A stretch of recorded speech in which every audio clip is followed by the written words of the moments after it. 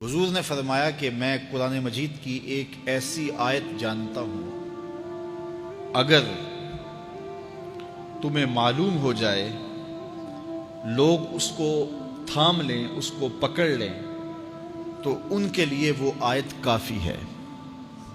ایک آیت قرآن کی جو میں جانتا ہوں، اگر لوگ اس کو تھام لیں، اس پہ عمل پیرا ہو جائیں، اس کو روحوں میں اتار لیں، اس کو اپنے عمل کا حصہ بنا لیں، اس پر یقین و اذعان کا جہاں آباد کر لیں، تو فرمایا کہ وہ ایک آیت ہی ان کی پوری زندگی کے لیے کافی ہے۔ اللہ اکبر۔ اور وہ آیت کیا ہے؟ حضور نے بتائی، وہ آیت یہ ہے، وَمَن يَتَّقِ اللَّهَ يَجْعَل لَّهُ مَخْرَجًا وَيَرْزُقْهُ مِنْ حَيْثُ لَا يَحْتَسِبُ، کہ جو اللہ سے ڈرتا ہے، اللہ اس کے لیے راستے کھول دیتا ہے اور اس کو وہاں سے رزق دیتا ہے جہاں سے اسے گمان بھی نہ ہو۔ ہم ایک دفعہ ایک سفر پہ تھے، تو ہماری گاڑی کا پیٹرول ختم ہو گیا، تو اتفاق سے ہمارے پاس کوئی رقم نہیں تھی کہ جس سے ہم پیٹرول ڈلوا سکیں۔ تو میں نے اپنے ساتھی سے کہا کہ یہاں کوئی قریب ترین ساتھی ہو تو اس کا نمبر ہو تو اس کو فون کرو کہ ہمیں تھوڑی سی رقم بھیجے تاکہ ہم گاڑی میں پیٹرول ڈلوا لیں، اور اگر کوئی قریب یاد آ جائے تو ہم اتنا سفر کر سکتے ہیں، 1-8 کلومیٹر۔ تو اچانک ایک ساتھی یاد آ گیا کہ وہ یہ دوسری تیسری روڈ کے اوپر اس کا گھر ہے، تو ہم نے گاڑی ادھر موڑی، تو ابھی اس کے گھر نہیں پہنچے تھے، تو ایک آدمی ہمیں دیکھ کے تو حشاش بشاش ہو گیا۔ ابھی اس کے گھر نہیں پہنچے تو دیکھ کے تو حشاش بشاش ہو گیا۔ تو ملا، واقفیت بھی تھی، لیکن اتنی زیادہ اس سے جو ہے وہ شناسائی نہیں تھی۔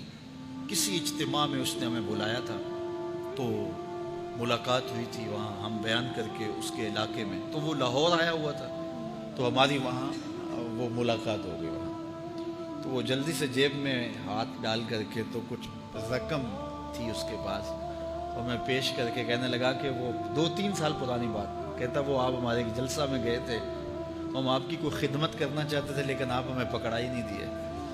تو یہ ہے آپ کا نذرانہ۔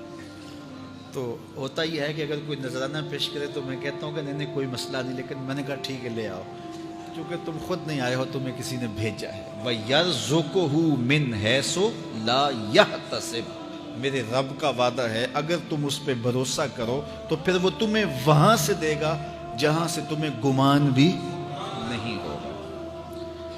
یہ یہاں ٹول پلازا ہوتا تھا نا، یہاں یہ جو پنڈی بائی پاس کے باہر، ہم 3 دن کا مسلسل سفر کر کے آئے، تو جو رقم وغیرہ تھی تو وہ کہیں راستے میں ختم ہو گئی۔ جہاں جیب میں ہاتھ ڈالا تو ہمارے پاس وہ اتنے پیسے بھی نہیں تھے کہ وہ ٹول والے کو دے سکے۔